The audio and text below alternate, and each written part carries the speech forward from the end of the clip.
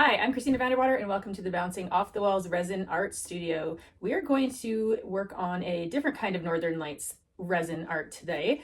If you've been following me, you've seen that I do a lot of the really bright colors with the vibrant greens and the blues and the purples, but I want to show you a technique to do a more subtle Northern Lights, almost like you were in the deep dark forest and saw them.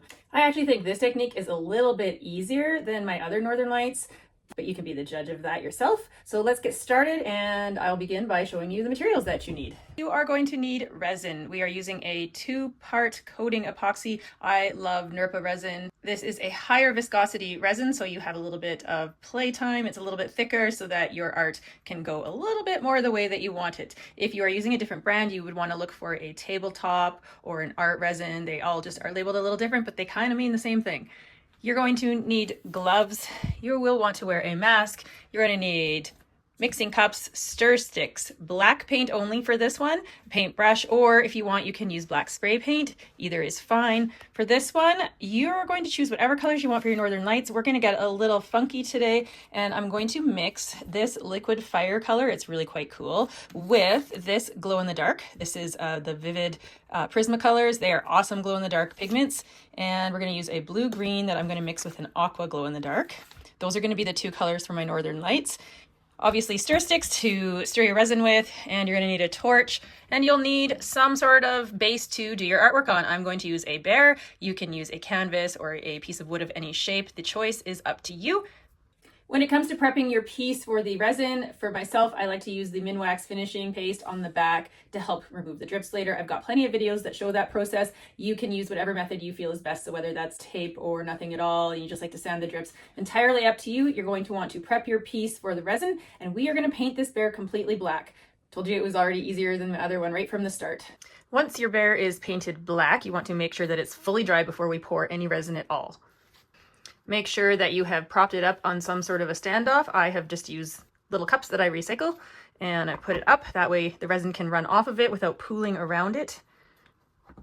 And you also want to make sure that your surface is level so that once we get our colors in there, that they're not just doing this while it's curing and then you come to your piece the next day and all the colors are where you don't want them to be. So if you need a little level, you can check to make sure that your piece is level and the resin's going to stay where you put it. I am only going to be doing 3 colors for this. I shouldn't say that, 2 colors, 2 for the Northern Lights and the third being clear. You are not going to need a lot of resin for the Northern Lights colors because we're just doing some streaks through the clear. So I'm going to just mix a little bit for those 2 Northern Lights colors, and I'm going to leave the rest clear. First one I'm doing is a teal color. Now I put quite a bit of my glow in the dark pigment. It just comes out way brighter. I know some people think that you can overpower the resin with too much pigment, which is true to a point, but I like to put quite a bit in there. Gives it a nice solid color and a bit of a glow. And then I mix in some of my teal color with that aqua glow. Now for this one, we're going to get a little bit more fun. It's not as orange as it looks in this package. This is actually called red. I would not really call it red either, but this one really glows bright. I'm going to put about that much in there. And with this one, just to change the color up a little bit, I'm going to add this, I don't know, it's sort of like a chameleon shifting sort of color in a way, but it's called Liquid Fire. It's from Black Diamond Pigments. And I'm just going to put a little bit of that in. I know they don't look like they go together, but once they're mixed up, it makes a cool color and it's going to glow super cool. So I like my colors fairly thick so that you can't see through them. Because we're pouring into the clear resin, we don't want them to fade too much. So I do quite a bit of pigment in mine. Of course, you can do as much pigment as you like to get whatever look it is that you'd like to go for. With this piece, it's actually going to be a fairly easy pour. I want this to, in the end, to look like there's Northern Lights in the sky and then a reflection of a lake. So we're going to reflect the Northern Lights in the bottom part. This can be a 2-part project, or you can stop on the first layer and call it a day.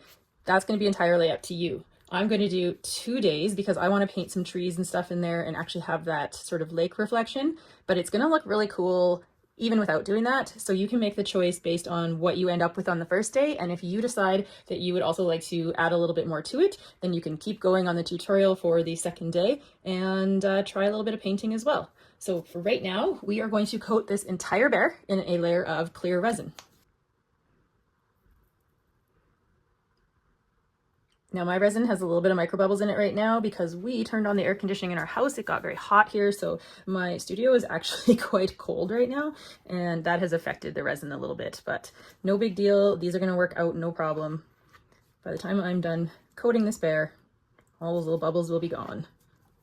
So when I'm covering something that has, these have a 1/2 inch thick edge to them, so I usually go push the resin a little bit right over the edge, and then I run my hand along all the edges just to make sure the resin is smooth and it doesn't look like a bunch of drips running down over the side. If you don't do that, you'll just get some areas with no resin and other areas where it's dripped, and I like to have a nice smooth edge on mine.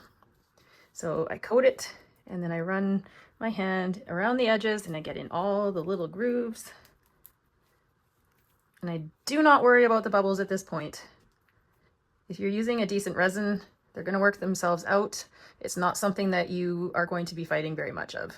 Once I get this layer of resin on, I'm actually going to let this sit for approximately 5 minutes. Now, you want to be using a art or a coating or a tabletop epoxy, so you should have between, I don't know, 25 to 45 minutes of working time. So it's not a big deal to let this sit for 5 minutes. Now, the reason I'm doing that is because I don't want my Northern Lights colors to blend in too much, and this helps keep them a little bit separate. You'll see what I mean when we pour them. Okay, our 5 minutes have passed. The next step is going to require a spreader of some sort. I like a nice wide spreader for this step. We are going to be pulling the Northern Lights through the clear. So you can use a smaller, skinnier sort of brush style scraper to pull through, but it's not going to give you quite the same look. So I like something that's kind of wide, and you also want to make sure that it's nice and straight here. Sometimes they get a little bit bent from use, and you want to make sure that it's a nice straight edge so that when you're dragging it through, it's actually pulling the color up and not skipping spaces where it's warped a little bit. So nice thick scraper that's as flat as you can get it. I'm going to start with the teal color in this. Now, because I'm going to be doing a lake reflection, what I do one direction, I want to do in the other direction because we want to do a reflection. So you can start your pour somewhere similar to the middle and just think about how the Northern Lights looks. Kind of like, you know, little curved S shapes that come up.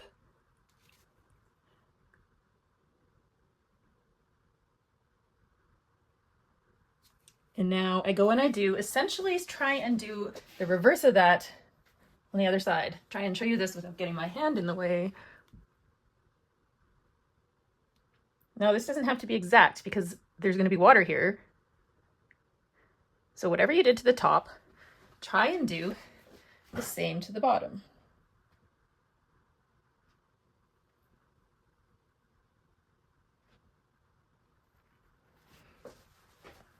And yep, that does look funny right now. Now I'm going to take my second color, and you know what? You can totally do this piece with one color of Northern Lights as well. You could do it with 3 if you like. And I sort of follow the same line above, but I overlap in certain spots, kind of like where the S is, or a curve, I guess. I just sort of do the same sort of pattern. You can cross over in a few places and then go back again and do the same thing on the bottom again.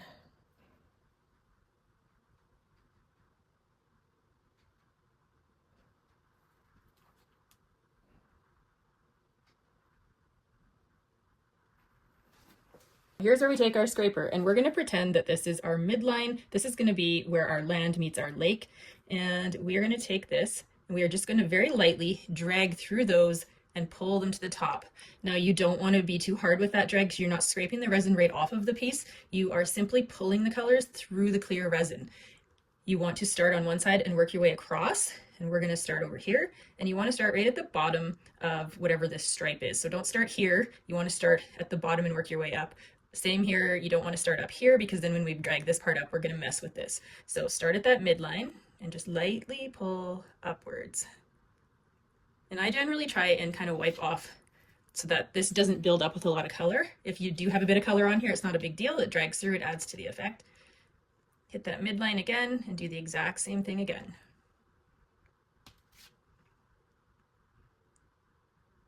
Just a nice light drag. And you can see how those colors looked so bold, but when they blend together, they look really cool. Now we're going to turn around and do the exact same thing for the bottom. I'm going to start this way because I like to work from right to left.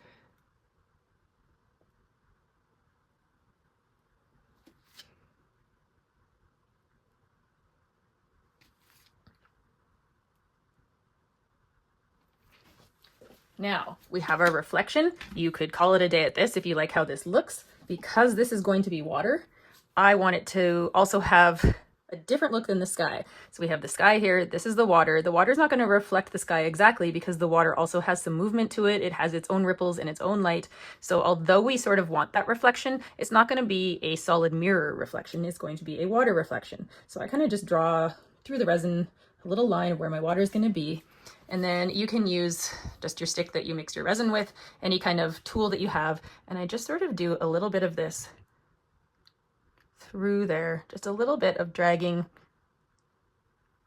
back and forth this way, because this is where our water is. And even though it's reflecting our sky, it's not going to be identical to the sky.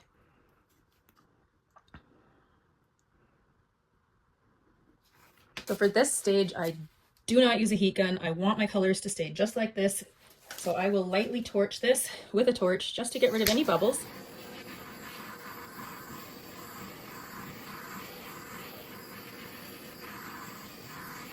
As I mentioned earlier, you can leave it just like this if you like how it looks.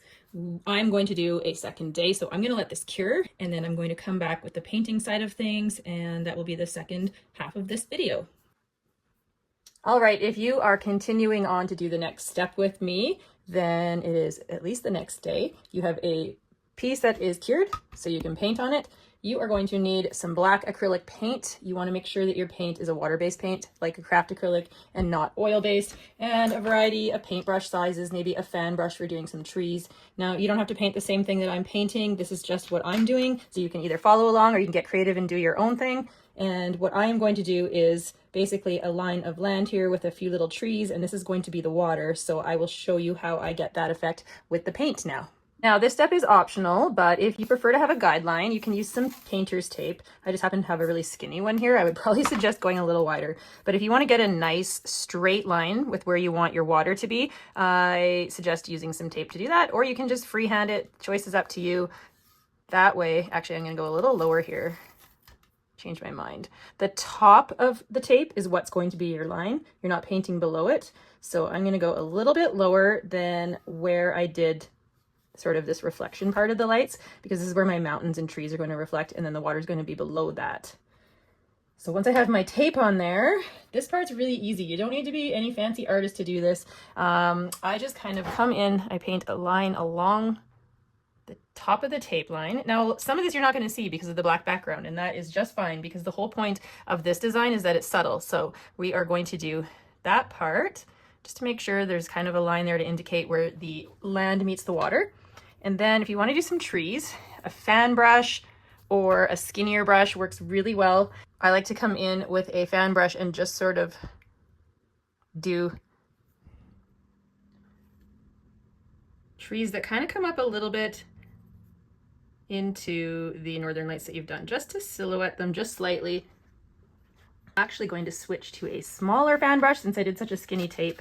I don't want the bottom of it to come down here. So what we want to do, we want to leave this paint thick enough that it stays wet while we do the top layer, because we also want the trees to reflect a little. And I'm going to show you how we do that once we get the trees done. So this is your fastest and easiest way, is to just use a fan brush, kind of come up, do some a little higher than others. Don't have a fan brush, you can do it just with a skinnier paintbrush. Get a little bit more artistic, it's entirely up to you. The whole idea is to just sort of be like a forest in the nighttime.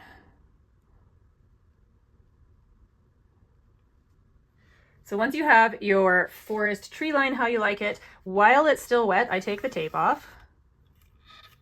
And because we want this to reflect, I am going to then take this and just sort of pull down a little bit, just lightly, into the water. And then just to make sure that we can tell this is water still, I sometimes will do a little bit of black, just some light streaks, just to kind of come this way to differentiate top from bottom, even though we know that because it's a bear, but there's water here. And we are also going to go in with our last coat of resin and do a little bit more with the glow in the dark pigments as well. And you see how easy that was to just paint a tree line, do a little bit of a reflection of that line, and then once this dries, we're going to do our final coat of resin. For this final coat of resin, I'm going to do the exact same colors that I did the first coat. You don't have to do that, but I'm going to do the clear and also my glow-in-the-dark colors. So I have a teal and I have that other sort of hot pink red color. Now, they don't have to be the exact same shade. In fact, it looks a little better if it's a little bit different. So we're not going to be covering what we have here completely because obviously this looks really nice. We're just going to be adding a little bit more just to give it a little bit more depth, and I'll show you how we're going to do that. Firstly, we're coating the entire thing in clear again. So we want to give that a nice smooth coat of clear.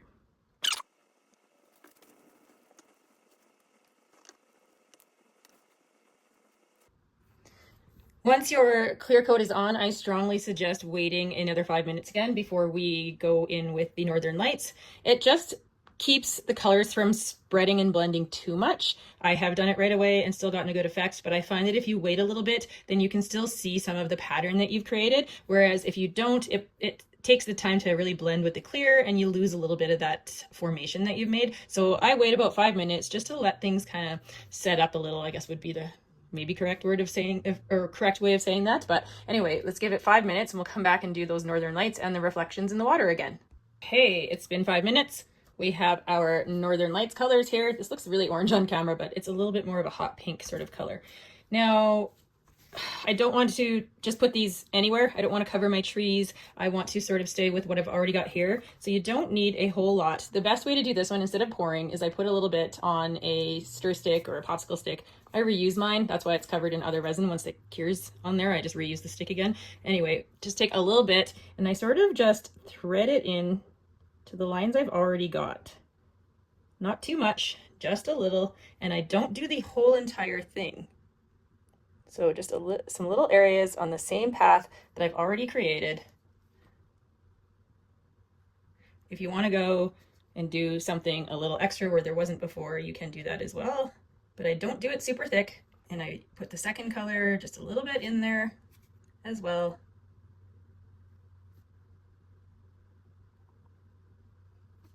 Just lightly.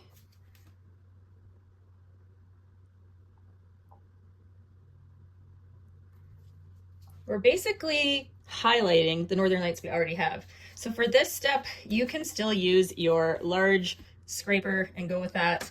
Because I'm trying to keep things where they are, I'm going to use a smaller one. Choice is yours. And I'm just going to do that really light drag through again. Just really, really light.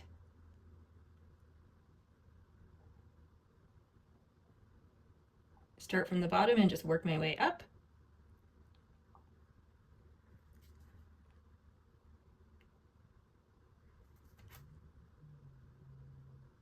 You have streaks like this, go ahead and leave them. I live where I actually do get to see the Northern Lights, and there's often really bright streaks that fall into there. And as this cures, that's going to blend a little more and it won't stand out quite the same. So I'm going to leave it like this. I really like having these little streaks that aren't super blended.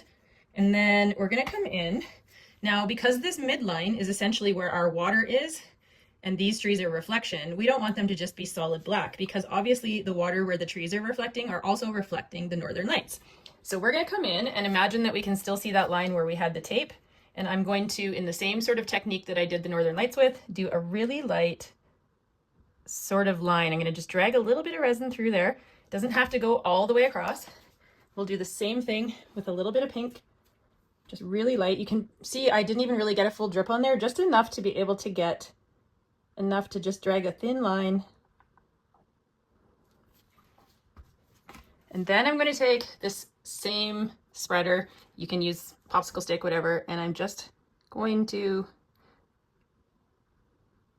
sort of spread that, make sure it's blended.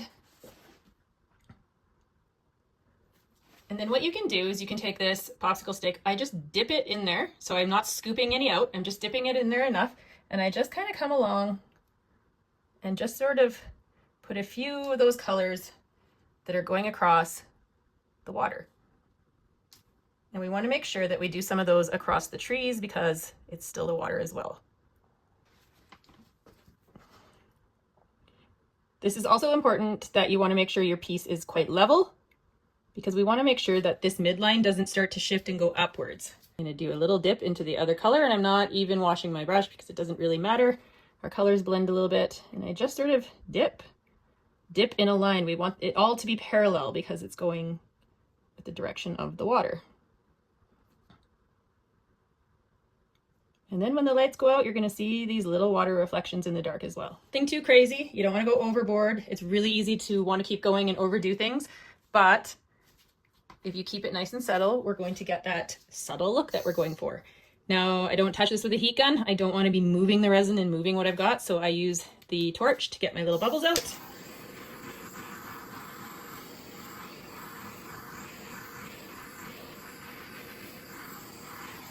And I'm looking at mine and I think I have too much of a gap here, so I'm just going to come back in with a little bit more color just to break that up a little so it doesn't look too